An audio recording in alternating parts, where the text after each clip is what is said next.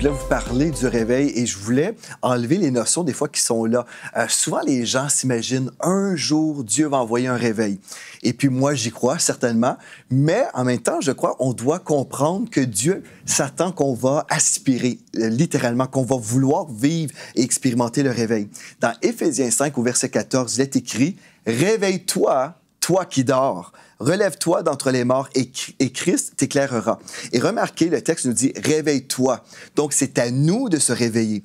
Et si on peut démystifier le réveil, en fait, le réveil, c'est lorsqu'un enfant de Dieu est réveillé, lorsqu'il choisit de se consacrer à Dieu. Et comme il est réveillé, bien là, il va y avoir un impact aussi dans son Église. Si les gens dans son entourage commencent à être réveillés aussi, finalement, on retrouve une Église réveillée. Et quand cette Église est réveillée spirituellement, c'est alors qu'il va y avoir un débordement dans la communauté.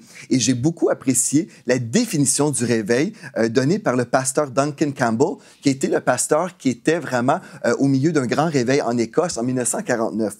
Le pasteur Duncan Campbell a dit: le réveil, c'est quand le Saint-Esprit visite toute une communauté.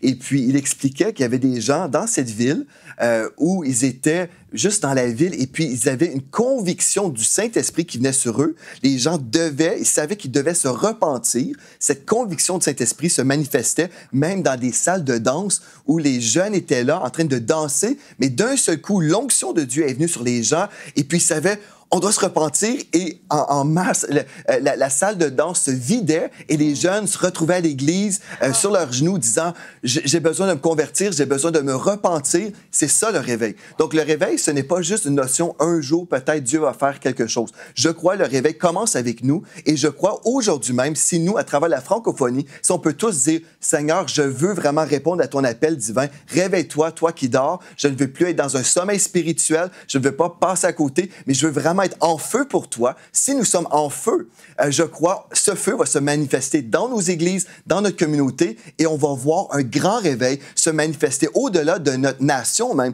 mais dans les nations. Et je crois que cette parole est pour la francophonie. Dieu veut visiter le peuple francophone, et je suis là aujourd'hui convaincu de ça.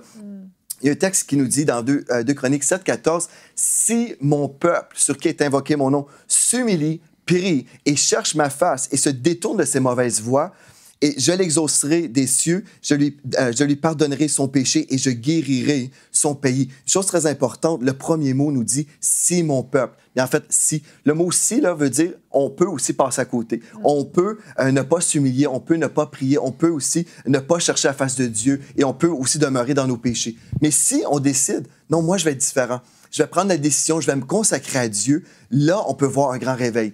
Et je me réjouis de lire le texte, en fait, une histoire de 2 petites dames qui s'appelaient Peggy et Christine Smith en Écosse. Ces 2 femmes-là avaient 80 ans.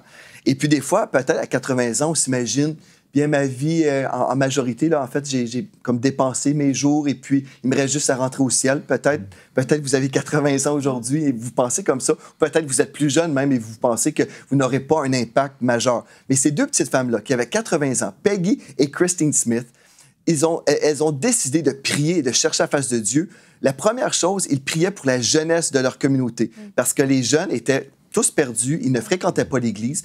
Et puis, ils ont eu à cœur, on doit prier pour les jeunes. Une des sœurs, en fait, c'était 2 sœurs biologiques. Une des sœurs était aveugle et l'autre était remplie d'arthrite. Et puis, on se dirait, dans une telle situation, peut-être on serait dans le découragement, on se dirait: bien, est-ce que Dieu va se servir de moi, moi qui suis aveugle, ou l'autre qui aurait dit: bien, moi, je suis rempli d'arthrite, si Dieu ne me guérit pas, par exemple, peut-être, pourquoi est-ce que je devrais relâcher ma foi pour un grand réveil? Des fois, les gens se limitent par des choses qu'on ne comprend pas. Mais en fait, ces 2 femmes-là n'ont pas dit on ne peut pas prier parce qu'on a des problèmes ou des besoins personnels. Non, ils ont exercé leur foi, ils ont prié, ils ont dit: Seigneur, on veut voir un réveil au niveau de la jeunesse.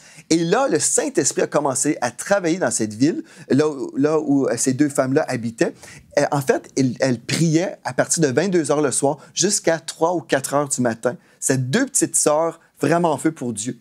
Mais ces 2 petites femmes qui pourraient sembler comme 2 femmes très faibles, bien Dieu s'est servi de leur vie de prière et puis le vent du Saint-Esprit est venu dans la communauté et puis il y a eu un réveil qui a marqué l'histoire. Moi, je crois que nous sommes à l'aube de voir un réveil dans la francophonie. Je crois, tout dépend de nous. si mon peuple. Donc, est-ce que vous faites partie du peuple de Dieu? Allez-vous dire, oui, Seigneur, moi, je vais chercher ta face. Et peut-être si vous dites, ben, dans mon Église, c'est mort, c'est la mort. Et souvent, les chrétiens parlent de leur réalité. Dieu vous appelle à déclarer la vérité de la parole de Dieu. Il a dit, dans Actes 2,17, « Dans les derniers jours, je répandrai de mon esprit sur toute chair. » Vous pouvez dire, « Seigneur, cette parole est pour moi, cette parole est pour mon Église locale. Je peux continuer à déclarer, mon Église est morte, mon Église est comme ci, comme ça, mais cela ne changera rien. » Si vous commencez à déclarer la volonté de Dieu pour votre vie, dans la vie de votre Église aussi, vous verrez un grand réveil se manifester. Retrouvez la suite de ce programme dans l'émission Bonjour chez vous sur ENCI TV.